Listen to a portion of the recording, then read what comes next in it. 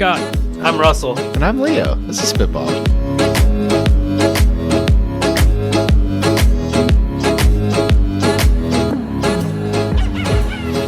Welcome to Spitball, the pitch and kitchen, where three pixel pioneers empty our heads of startup and tech product ideas that we have stuck up in there so you can all have them for free. Anything that we say is yours to keep. Russell, you brought a guest along this week, yeah? I did. Future daddy, current daddy, friend of the podcast, tech guru in some lights, quality engineer, messes with chemicals and batteries. Marshall, welcome. Hello, everyone. Thank you for having me. Chemical Daddy.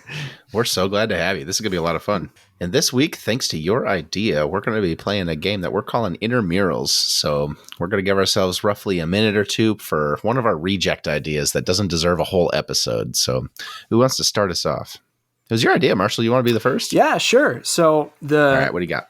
The one that I got right off the bat is a retractable blanket for Let's hear it. Yeah. for the neat freaks who like to be cozy.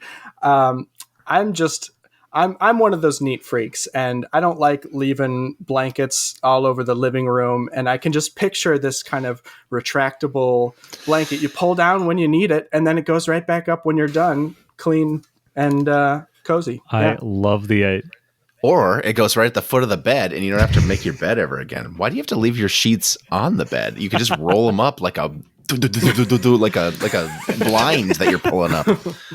Just rip the lawnmower, get the full diesel engine running. Get some real torque in there. I don't know. I like the cartoon spin at the very end of it. This is great. Is it on the ceiling? I guess I pictured it at the top of the couch and you pull it down, but you could go from underneath as well. Like over your head, like a Snuggie? Does it have a hole in it? That's sweet. Well, I guess the armrests, like it doesn't open up or it doesn't cover the armrest. So that's where your head goes or something.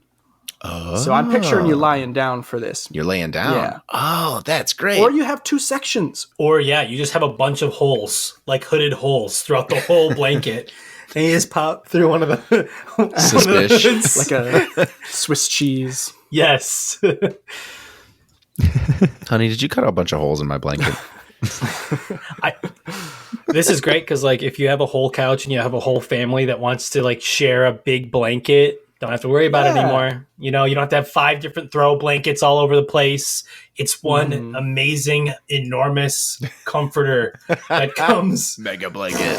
Right? Just the electric motor just running. Yeah, like one of those awnings that people put on their decks or something. And it can be an actual electric blanket with the heat. I love it. This is great. All right, Leo, what's your idea? All right, I'll go. So there's a lot of mood tracking apps out there for yourself, keeping a log of how you're feeling day to day. It can help you with like tracking hormones and stuff like that. But it only stays private. I think you should have a mood tracker app for family and friends. So you can keep logs of people that you interact with and say, you know what? So this came from Community. Abed tracks whether or not he has good or bad interactions. And then he realizes what he's actually tracking with his female friends. Then it started to yield very positive results. So I kept doing it. It's a great gag. But there are times where I wish like, wow, there's a pattern. Every fall, this friend of mine gets really stressed. And every whatever, this other friend of mine, you know, it might be nice to keep track of that somehow. Absolutely. You could like pop that open and see what kind of moods your friends are in. You know, you don't have to try to guess at it. So you're not trying to ask them for things when they're super grumpy. There you go. Yeah, NSA is going to love this. They're going to... They already have this for all of us. The social media element of that app is going to be fascinating. Yeah. It's like Be Real, but it says if you're good mood, bad mood, and it's shared with all your family and friends. Dude, it's just emojis. It's just, that's all you post. Just one emoji a day. Oh, that's such a good idea. No context. Just emoji. There's got to be a network effect. How do you get people roped in? I don't know, but mood tracking for other people. I wonder if you could do that just based on like blood pressure or heart rate or anything else. Could it come, if you feed enough data into this, could it come up with the correct emoji for your mood? Maybe it's on everyone's Apple Watch. Yeah, totally. Just the mood ring, but digitized. It's on everyone's Aura ring. There you go. All right, Russell, what do you got? This one would never make it on the pod. This is why it's called Outrage. It's basically a tool or a website kind of like The Onion, but it just does terrible reviews of people's favorite restaurants in local areas, and just 1 star only. 1 star. It's just 1 star or less. you just make fun of like people's favorite dishes, and the whole read is just the opposite of a critique. It's just awful, and people rage click on that, and you just make people angry on food reviews for local community restaurants. Mom and pop shops, hundreds of years, just don't care. Yep. Hold on, I'm registering trainwreck.app right now. That's fun. Oh yeah. So if you're just like you want to kind of feed into your own anger a little bit, that's when you go to this space and just kind of feel the anger, feel the burn a little bit. Yeah. Facebook, formerly Twitter, that all the newsfeed teams have learned, and then learned the lesson by reverting, that angry people keep you on the site longer. Right? That's why flame wars and stuff happen. So there you go. That's Instead of showing you all your uncle's horrible political opinions, you're Skip seeing right to the good your stuff. favorite restaurant just skewered. dragged through the mud. How could anybody say that about this restaurant? The view is awful, and it's like the only lake view.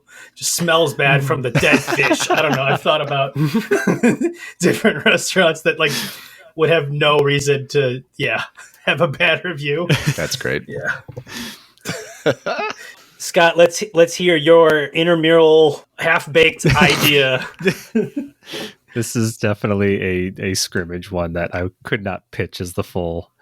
Okay, so in order to help break bad habits, let's start a company that gives experiences that are so bad you never want to do it again.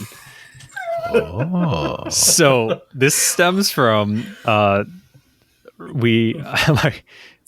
significant other recently had food poisoning to the point that we got like DoorDash and just a very bad experience with one of the ghost kitchens on it. And now she's like, I will never, ever eat this again. This weekend was one of the worst I've ever had. Never doing DoorDash now. And now we're just going to save extra money from not doing DoorDash in our future. Can you apply this to other things? Quit smoking. Quit smoking. Lace cigarettes. You up. Yeah. Oh, yeah, there you go. You just call it or else. As I sit here, like picking and chewing on my fingernails, that's my oldest bad habit. If I had something that was like hanging over fingernail me, polish that's just tastes like anchovies or something. I've heard of that. Cayenne The, pepper. sour Yeah. apple Cayenne stuff. pepper. Just ruin like TikTok. Like just have like 100 TikToks in a row that are just terrible. Never again. It's like, what am I on this for? I want to quit my social media addiction. Yeah, exactly. All right, who wants to go first for main ideas?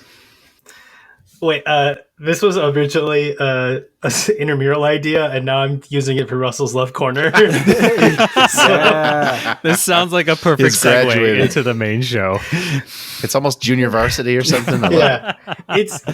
It's a Russell's Love Corner, but I had to Welcome.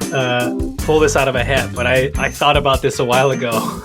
It's a little ridiculous, and I don't think this will ever... this is why I'm bringing a spitball, actually. This will be interesting. But Love it.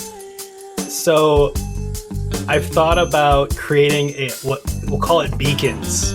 Okay, so basically you're having a good night, you want to meet somebody, you can press a button and a beacon goes out to all the single people in an area saying, hey, come meet me at this place tonight, boys and girls, you know. And literally it's just the DTF button. Yeah. How is this different from Grindr? because you have to be at that location. Like you probably have to. Yeah. This is how it makes money, because like I bet you would have restaurants or whatever hire or like encourage people, attractive people to come to launch their beacons at different restaurants. Yeah, there's some legs here. All right, Launch your beacon here and get free drinks for Bingo. the next hour or That's something. Yeah, the brand integration. that's it. Whoa. You know, and now basically it's outsourcing single meetup nights to not be dependent on the restaurants or those people, but the single people. And so me and a bunch of my boys are going to launch our beacon tonight. That sounds bad.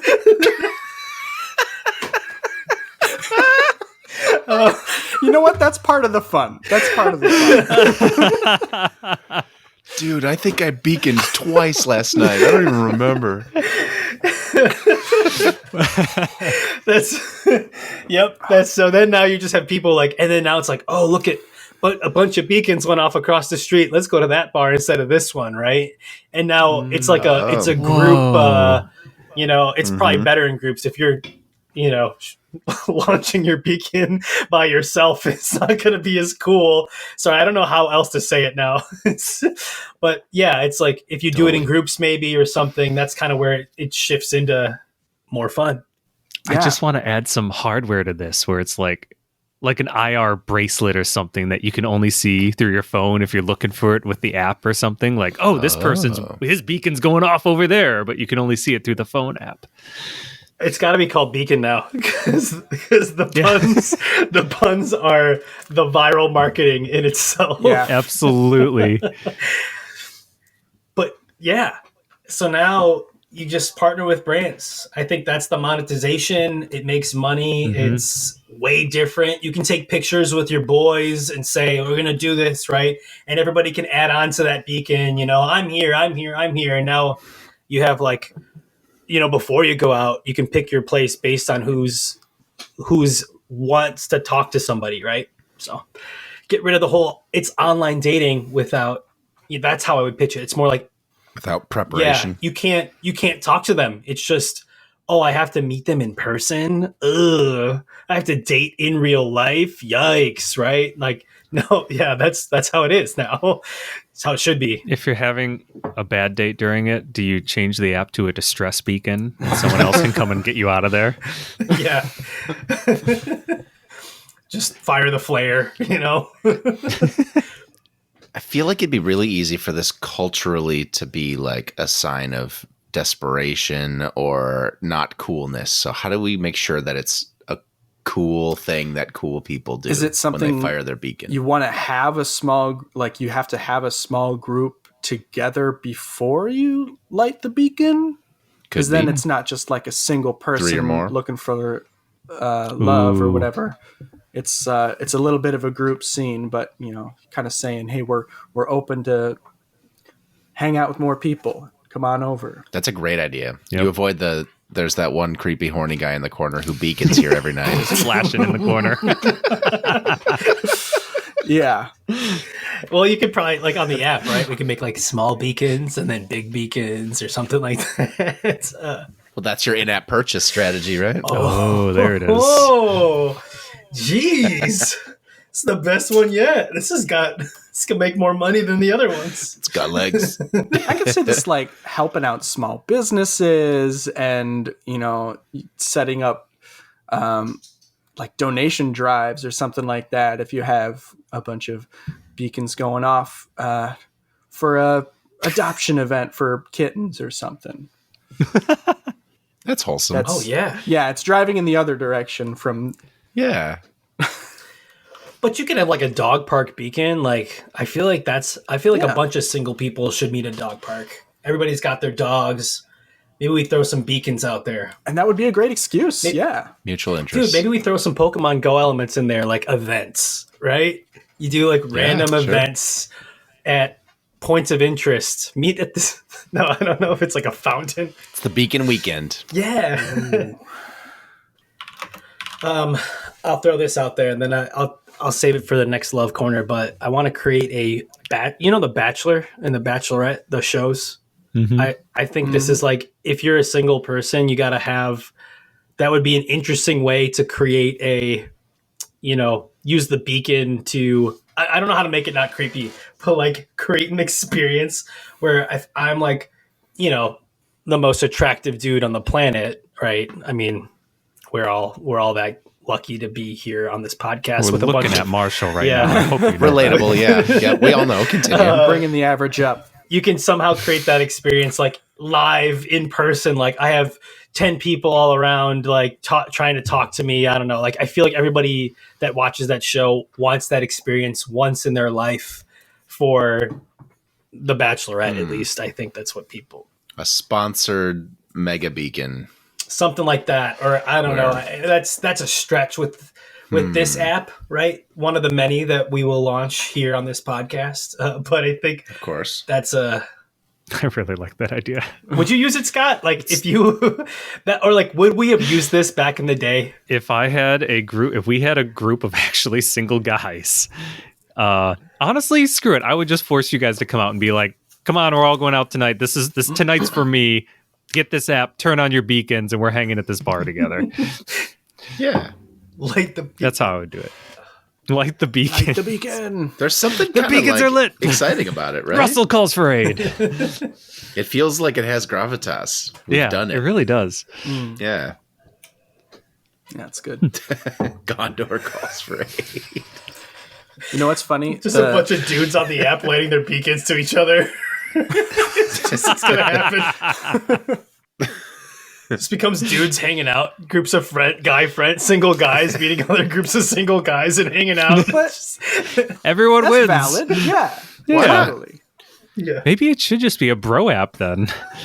The Tinders of the world let you choose what you're interested in. I imagine that you could filter it so that like you only see the beacons that are lit of your interests, right? Oh, give them colors. Yeah, that's true. Yeah. Hangouts are green and relationship interest pink. Oh, stoplights, right? Red, green, yellow. It's complicated group. The stoplight parties of old. It's a bad idea to engage with these ladies' color. You could rate groups. Could you rate? Like Uber. Oh, that beacon is bad news. Don't go to that beacon. I really like the idea of it just release the app called Beacon, and that's all it is you are emitting a beacon. Like what Marshall said, you choose the color and then just let people figure it out on their own at that point. Like, I'm going to just light a red beacon here and see what happens. And someone can drive by to be like, I wonder what the red beacon is. So there's 30 green beacons over here. Yeah, exactly. It'll just become its own little meaning and its own little cliques and areas. Yeah, gotta figure it out. Let the community figure it out. Dude, throw some Snapchat geolocation stuff. Like, you can click the beacon, you can see the videos that are happening right now, you know? That'd be kind of cool. See how the fights are going, you know? At the fight club. Ooh, that beacon just went out. Oh. Let's go. Call the police.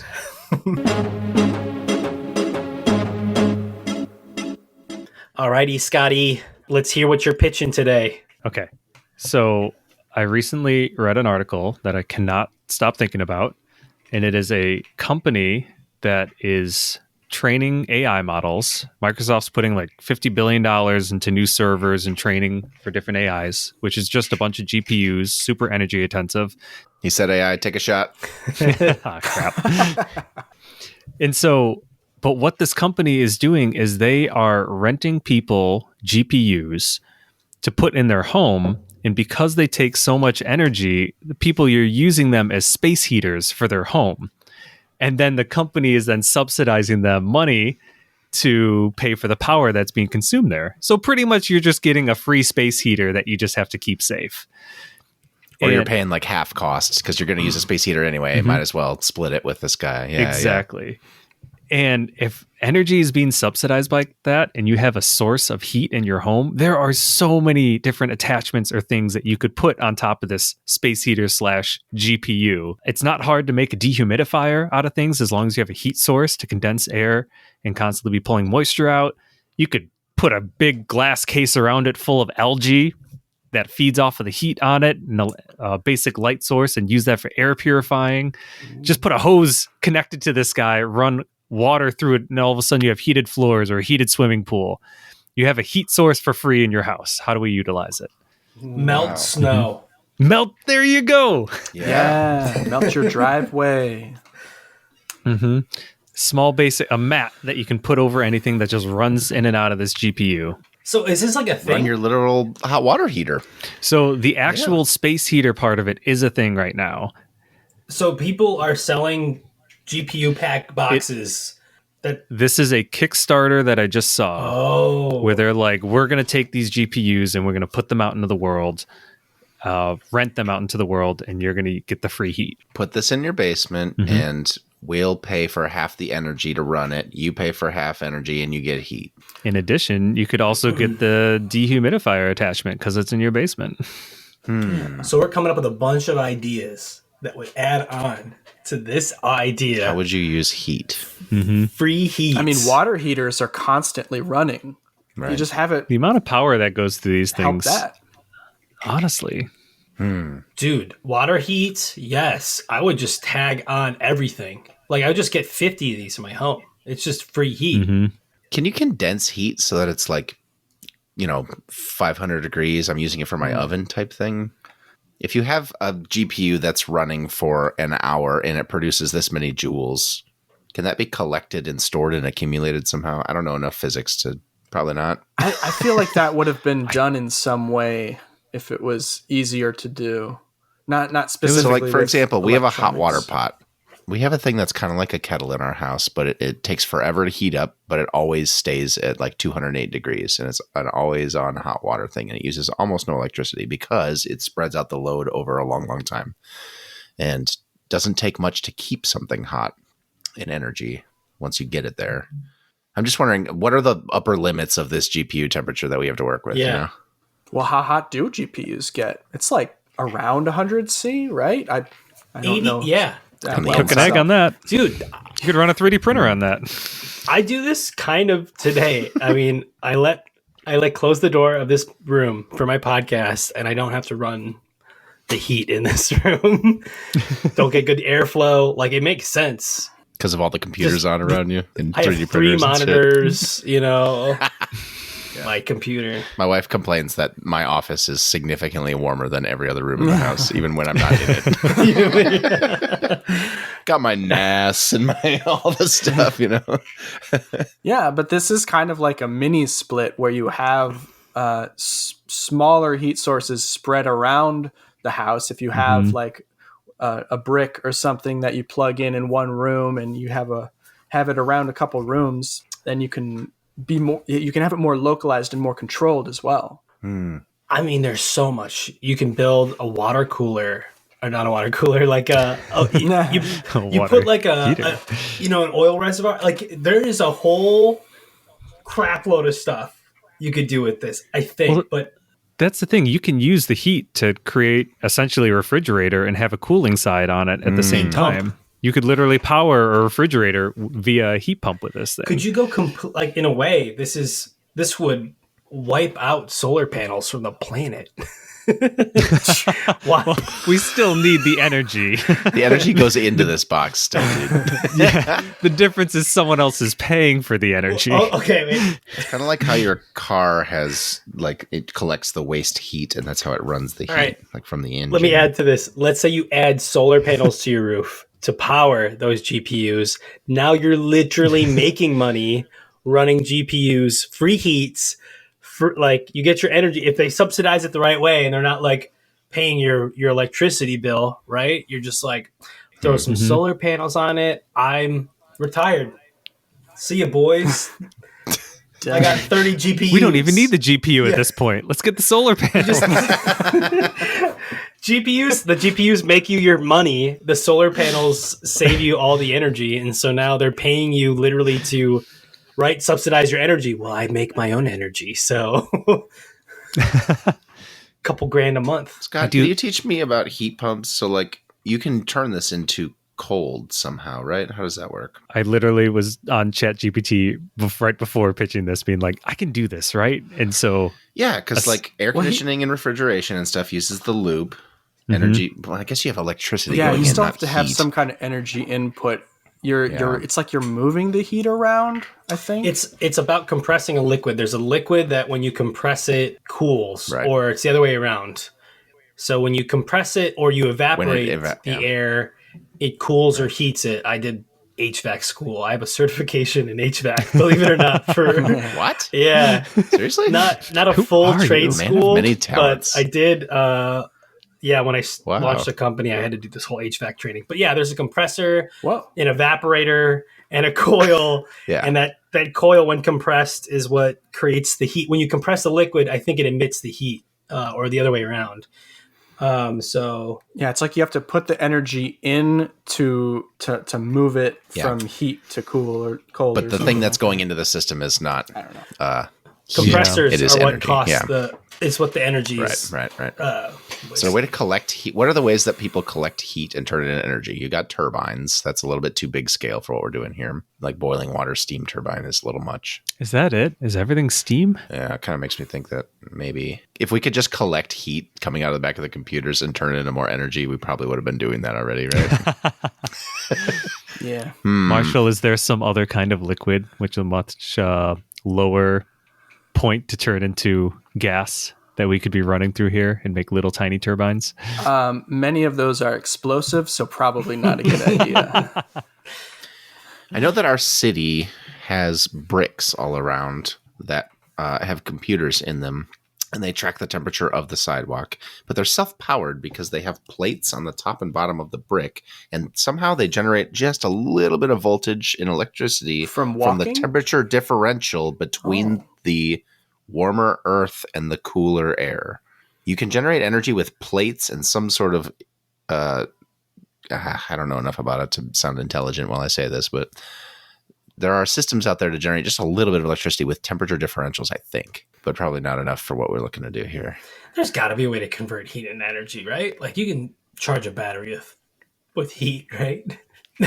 So I feel like this is... We're all running up against the limits of our physics knowledge. No, Yeah. there's definitely... I know there's an example. I guess it is steam. All right. I don't want to get us too stuck in the rut of just turn it back into more energy. What other cool stuff can you do with a heat block in your basement? I honestly think it's a retirement plan if you throw some solar panels on there. Like, that is dope. But, I mean, could you switch it around a little bit and rent out some of the computing power? Because like GPUs are expensive and hard to come by. That's kind of part of what gave you the idea, I think, right? What if that's kind of the deal you're signing up for the half or some fraction of the computing power itself instead of the heat. I mean, instead of the subsidized energy, you kind of have to trade it out. I would assume can't get both. Yeah, but then you get a GPU for your sweet new computer. You had ideas, right, Scott? And you just share it with IBM. I'm so sorry to go back to this, but Stirling engines and thermoelectric generators using the Seebeck effect can convert temperature differences directly into electric voltage. This is going to be extremely inefficient compared to what we're pouring into this GPU, but you're getting something out and it's free. It's one of those thermoelectric generators, but it's the entire bottom of the baseboards of your floor all along your ceiling in the basement where these GPUs live. And when the heat hits the ceiling, it's generating, just enough of a temperature differential across a huge amount of space. And I don't know how these things work. Straight to the bank. Talking out my ass. Straight to the bank. Straight to the bank. My initial gut reaction on this was I wanted to put different attachments on top of this, like the dehumidifier one, the air purifying one that was just filled with algae that's living off of this heat on here, the hose attachment where it runs a coil around it, and you can get hot water to different places, such as to your heated floors, to your pool, to keep your coffee warm on your desk. Just a bunch of ridiculous hardware attachments you could put on this guy and upsell that as part of your GPU rental heater experience. Dude, I feel like, GPU rental, I feel like you could apply this to, like, speaking of HVAC, like the back of your refrigerator, right? Those compressors get stupid hot. You run a little coil out of there, you got free heat. Right? It's just there's a lot of vampiric heat throughout your house. Your oven, when it's done, right? Your stove or whatever. Maybe not your stove. I always wondered where that heat goes. Right. It just evaporates. Free energy into the air, right? Why not convert it into something useful, right? As our previous guest, Steph, and I have shared before, we have an ongoing debate about if we have an oven that is at temperature and we've completed using it, do you have the same amount of energy entering your home if you leave the door shut when you're done with it versus if you open it? I think technically yes, but that energy is spread over more time, right? So is it more efficient for your, like, let's save the furnace running for 20 minutes by opening the door? Or is it just, no, it's a wash, leave it closed or open, doesn't matter? Isn't that the same kind of argument where like people have about running their heaters, whether you want to like blast it a whole bunch at once to build up, a lot of heat, or run it intermittently over a period of time on and off? I forget which one of those wins out, or if that is just an ongoing argument, but I think it's kind of the same thing, right? It is. There's this also thing that I learned in HVAC certification. Man, that is... It's called... It's really coming in handy, man. My HVAC certification. It's... If you guys want to sponsor us, HVAC Technicians of America... The objects in your house retain heat. And so, in a way, if like bringing a room up to surface temperature, you actually have to think about, all the pieces of furniture and crap in your room, you actually have to bring that up to temperature as well. And so there's probably something there. It's like all the stuff around you is acting as quote unquote insulation that you're slowly heating and or releasing heat if yeah. So I don't know they didn't teach me what that means. Like, should you keep your house warmer or colder? But I feel like if you keep it hotter, right, you have all this stuff in your house that now is holding that heat as well. To your point, Leo, ovens, right? Why not you just run this coil, let's say from, or whatever, like the GPU to run through surfaces throughout your house to then become another heating element, right? Kind of like what those speakers that you just clip onto a desk, and then now the desk becomes a speaker. You could kind of run coils and heating elements throughout your house that are they're like hot packs, right? Everything's a heater. Yeah. It's like those centralized vacuums that you plug into the different ports, only you've got just hot everywhere you need it. No, yeah, your favorite spot on the couch is my favorite spot on the couch is always heated by my GPU in the basement. My bed at night. My bed at night. My toilet before seats. You get in it.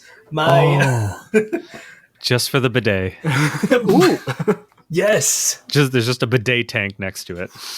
That's the life. I have a GPU in my bidet tank.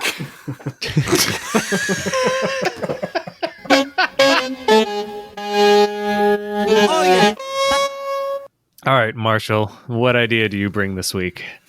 All right. So I really enjoy mini golf, and I want to find a way to really spruce it up and jazz it up. And I'm also a big fan of just doing puzzles, whether it's like jigsaw puzzles or word puzzles. And I want to find a way to combine the two. So I guess what I'm imagining is setting up a mini golf course that has puzzles built into it. And so you have to kind of complete the puzzle to move to the next hole or something like that.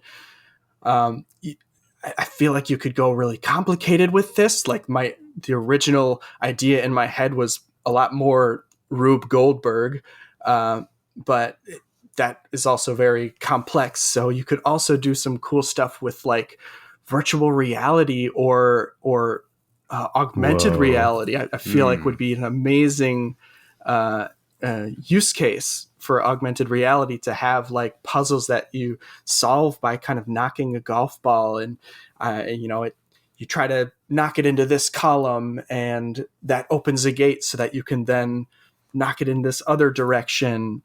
And so it's more than just moving around obstacles. There's a little bit more of a mechanical marvel to it. And I think that would really draw people.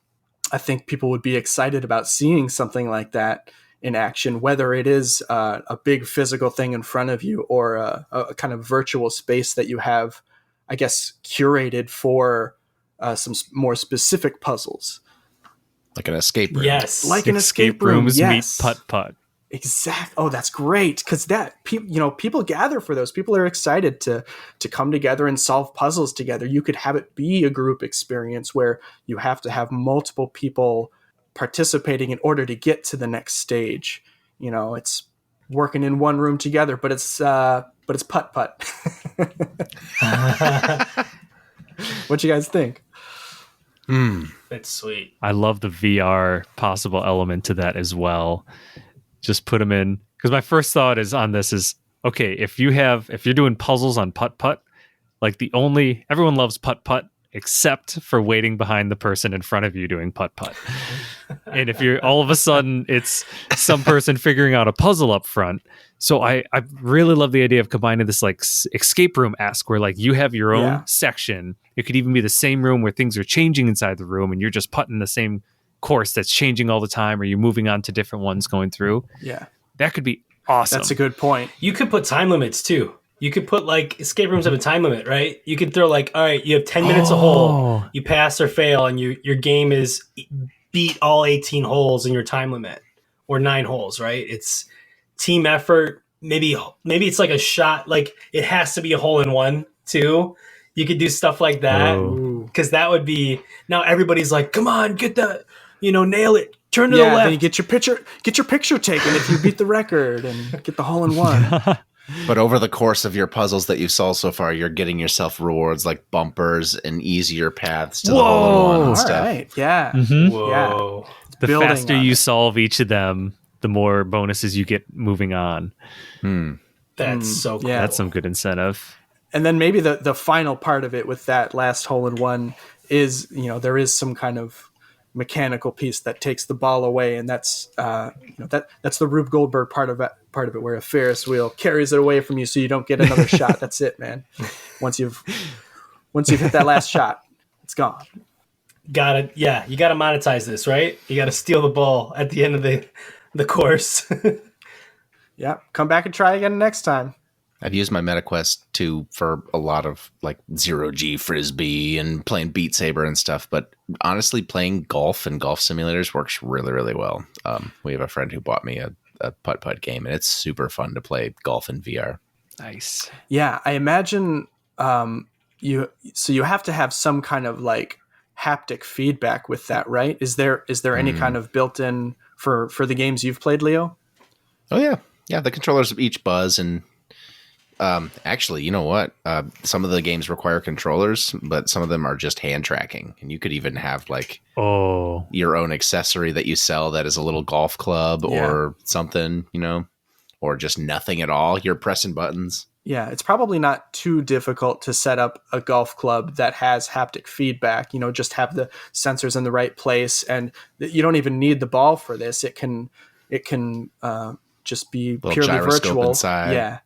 Every time you swing and you tap it vibrates. So like every MacBook since 2015, when you push the trackpad, it feels like you're pushing down the thing for when it's just a solid piece of glass that doesn't move. And it's got a little vibrate motor, and it feels like you're depressing something and moving it downward, but you're not. It's just like buzzing in just the right way. You could trick your brain easily with like the Nintendo Switch made a big deal about this when it launched. You could vibrate stuff just right so that it feels like my controller's full of marbles or whatever. You could tap your golf club in just the right way where it feels like you've made contact with the ball. That's great. And depending on like how hard you swing it, it can clunk harder for a bigger swing. You inserted the club into the secret keyhole in your escape room thing, and it feels like you're turning it or something. There's got to be a way to do that. Yeah. And like if you have like a team element, you could have different hole. Like one hole it's not a one hole with one hole in it. It's multiple holes. Oh, everyone has to do their own section of the puzzle all at the same time or something. Yep. Yeah. Or you need that. like it's part of it is gated in a way that you need some people to hit certain markers for you to move on in your section or something like that. Yeah. Yep. Right. So like each puzzle. I can't cross this pit of lava below me until someone else gets their putt so I could put up a bridge. Yeah. Like you don't have to have one ball either. You can have like 3 balls per hole. And now you have to nail, right? You have to do the hole in one in each one in order to unlock the thing, and yeah, totally. That'd be Russell, as many balls as you want. I want 8. I want 8 of them. Yeah, but then you're kind of like tracking more than one just for yourself to kind of get to the goal, I guess. Instead of a par 3, it's a 3-ball hole, right?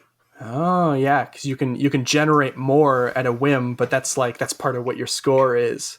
Like if you can do it with just the 1 or 2 higher score. Yeah, and if it's like 10 minutes and it's like a 12 ball, a 12 par course, and you have to nail, right? Oh, I got to hit 12 swings. I got to nail all of these, right? Or that's, I lose the puzzle and then I don't get my tickets. If it's actually happening in VR and software, then you can randomize it too, because it feels like if you just have it like a static thing, then it doesn't have much replayability. But if you're able to mix up the puzzles somehow. That's true. Yeah. Yeah. Mixing up a mini golf course is probably hard. Like Keep Talking and Nobody Explodes has frameworks for each puzzle, but they're randomized and kind of generated. Okay. So you have different mechanics and puzzle elements that are being shifted around every time you play. Or you could even, like I know a lot of games have, what's it called? Seeds, where if you know an exact puzzle you do want to play or want to play one together with people, you can bring it back up. I'll use that same code, and then you're playing the same level.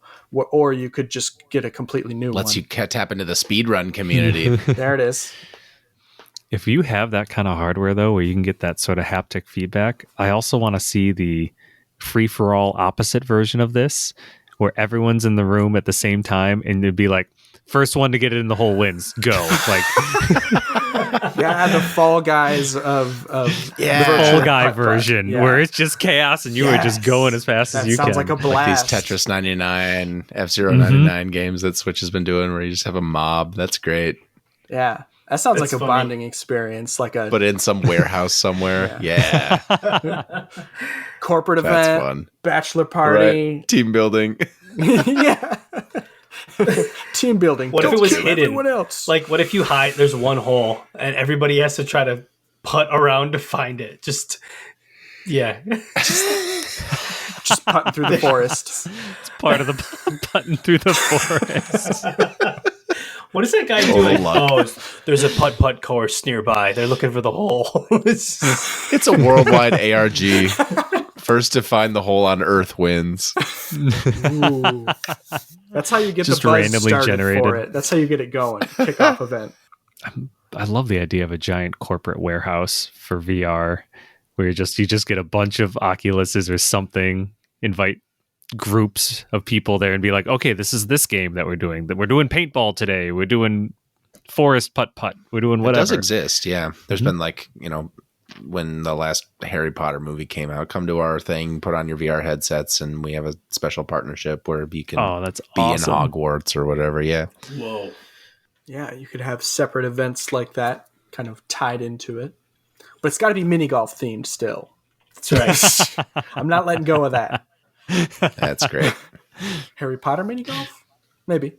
It's gotta be mini I might be thinking of the wrong franchise, but there was definitely some like big blockbuster AAA film that partnered and did a VR experience where they basically did that. They built it's kind of a set around there, but really you don't need a ton of decoration stuff because it's all being VR'd on top of, but you can like run into a real wall, VR latency. I think that's the name of the place. I'm sure there's been several. Not that we can get this part. It's like there's a place in Holland, right?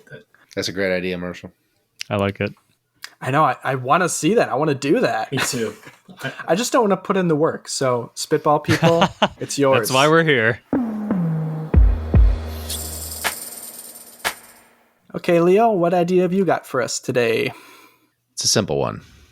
So, for those of you who don't know this, I'm sorry to bear the bad news, but your bathroom is disgusting and particles settle all over everything, including your toothbrush. And it's always bothered me when I found out how gross toothbrushes are.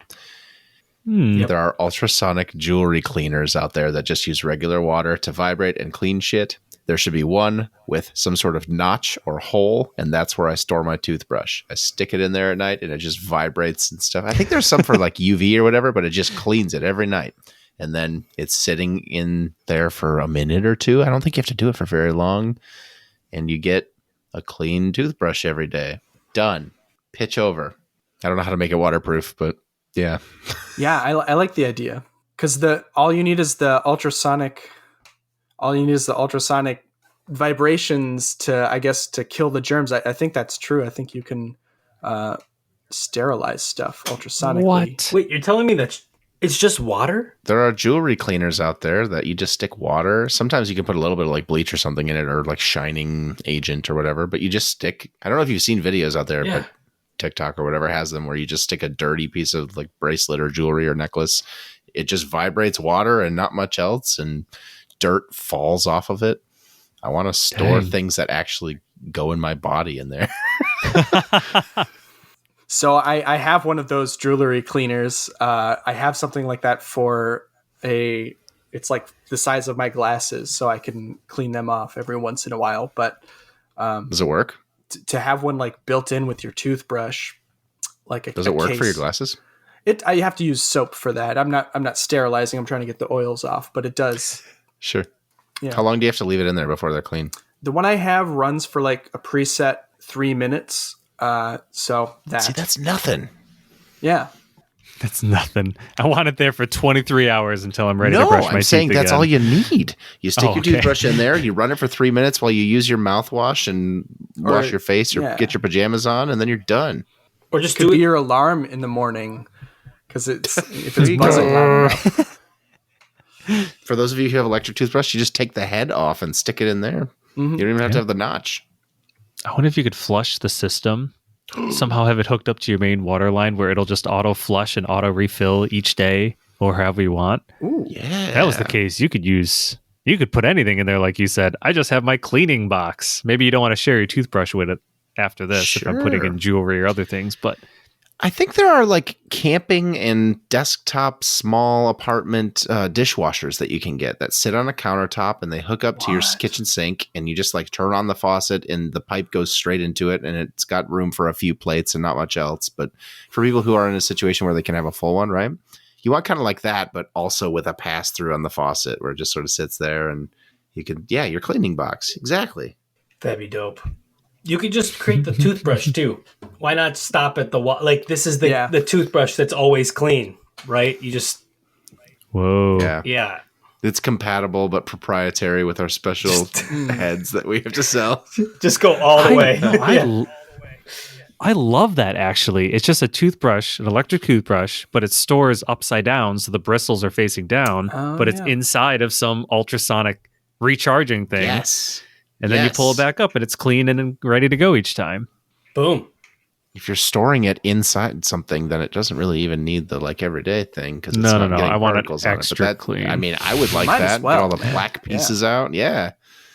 And I like the idea of having it drain somewhere too afterwards, because like after it's clean, you don't want it sitting around in that water, because then it's just going to get funky again. All that stuff that you blew off is going to settle back down. So you drain it, let it dry. Reservoir tank that'll auto flush it each time. Yeah. Oh, sure. You just fill it up once a month or whatever, once a week.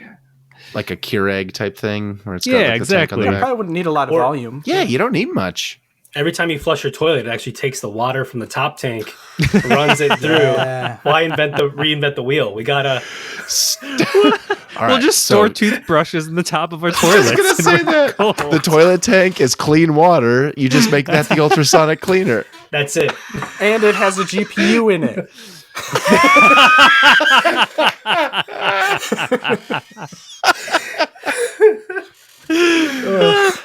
Small risk of electric shock. Do not sit on that. You got to squat. You got to hover. No metal toilet seats.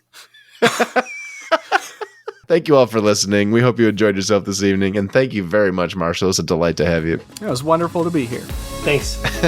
Our website is spitball.show. There you can find us, links to YouTube channel, social media, all you Google Podcast refugees. Head on over to YouTube and subscribe to us. Email us feedback, comments, ideas. If this made you think of something else, if we didn't know that one of the things we said already existed, tell us about it. We're podcast@spitball.show. That's how you can find us on the Fediverse too, such as Mastodon. You just follow podcast@spitball.show. Our subreddit is r/spitballshow. Our intro-outro music is Swingers by Bonkers Beat Club. You're listening on a podcast app. Please, if you wouldn't mind, hit us with that 5-star review, subscribe, add, whatever it is that your app lets you do to this show. Please do it. That's the best way for people to find out about us. New episode is coming out in 2 weeks. We will see you then.